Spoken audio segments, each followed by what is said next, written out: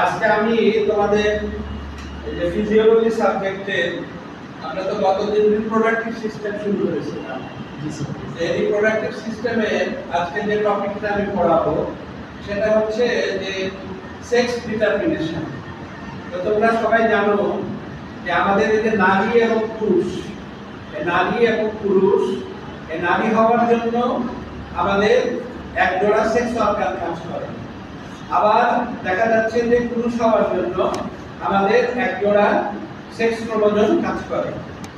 আমরা কিভাবে একটা পুরুষ হয়, কিভাবে একটা নারী হয়, সেক্সটা কিভাবে ডিটারমিনেশন হয় সেটা আমরা আজকে তোমাদেরকে পড়াবো। তোমরা সবাই জানো যে একটা হিউম্যান বডিতে তোমার 23 জোড়া ক্রোমোজোম থাকে। একটা হিউম্যান বডিতে ক্রোমোজোম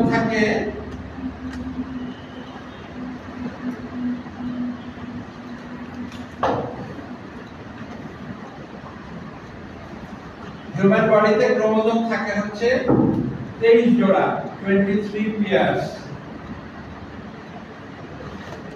এর ভিতরে কিন্তু আমরা জানি যে 22 জোড়া, এটা হলো আমাদের বলা হয় অটোজোম।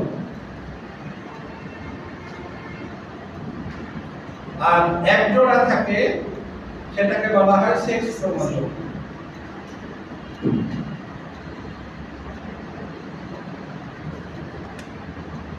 আসলে আমরা দেখেছি যে একটা পুরুষ, সে পুরুষের হচ্ছে 22 জোড়া থাকে তোমার অটোজোম, এবং এর সাথে হচ্ছে যদি পুরুষ হয় তাহলে তার সেক্স ক্রোমোজোম এক জোড়া, সেটাতে পুরুষের থাকে হলো এক্স এবং ওয়াই, এই মিলিয়ে তোমার 23 জোড়া। আর নারীদের ক্ষেত্রে দেখা যাচ্ছে যে 22 জোড়া অটোজোম আর তার সাথে হলো এক্স এবং এক্স, এটা মিলে হলো, এটা হলো মেল পুরুষের, এটা হলো ফিমেল।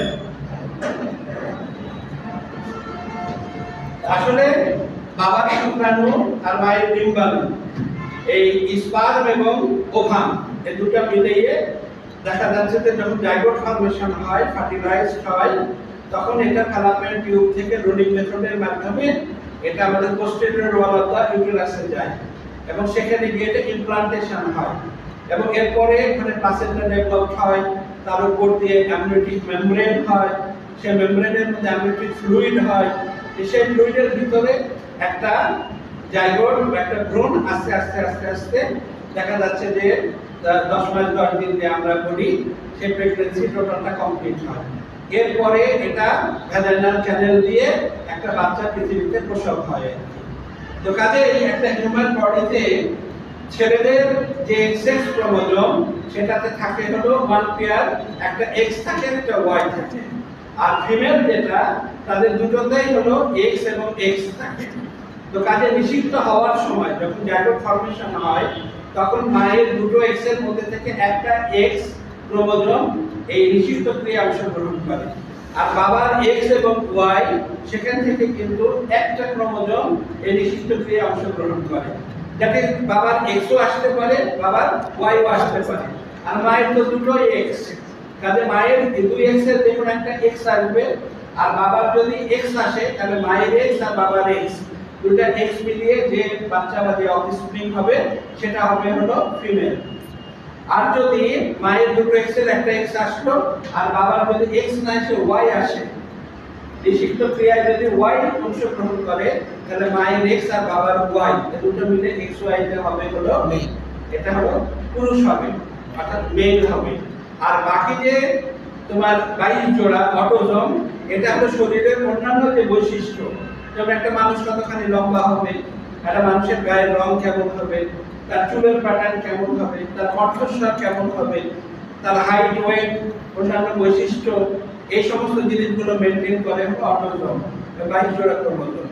আর জনন ক্রিয়াতে অংশগ্রহণ করে সেক্স ক্রোমোজোম হিসাবে এক জোড়া, যেটা পুরুষের ক্ষেত্রে হলো এক্স এবং ওয়াই, মেয়েদের ক্ষেত্রে হলো এক্স এবং এক্স।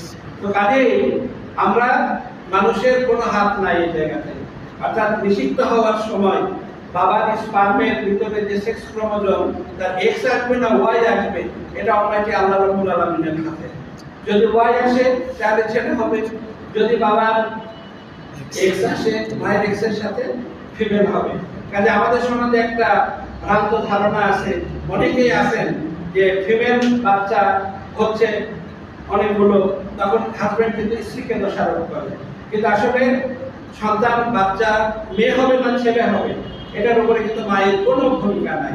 এটা সম্পূর্ণ কিন্তু বাবার এক্স না ওয়াই কোনটা নিষিদ্ধ হচ্ছে তার উপরে ডিপেন্ড করে।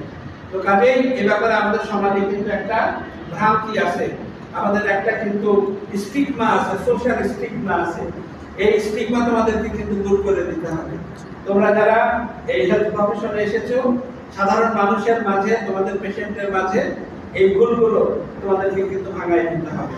এবং আজকে তোমরা জানতে পারলা যে ছেলে বা মেয়ে এটা হওয়ার ব্যাপারে মায়ের কোনো ভূমিকা নাই, সম্পূর্ণ ভূমিকা কিন্তু বাবার সেক্স ক্রোমোজোমের বিষয়ে আর কি। এক্স বা ওয়াই কোনটা আসতেছে তার উপরে এটা নির্ভর করছে। তো ধন্যবাদ সবাইকে, তোমরা জিনিসটা আশা করি সবাই বুঝতে পারছো। ধন্যবাদ।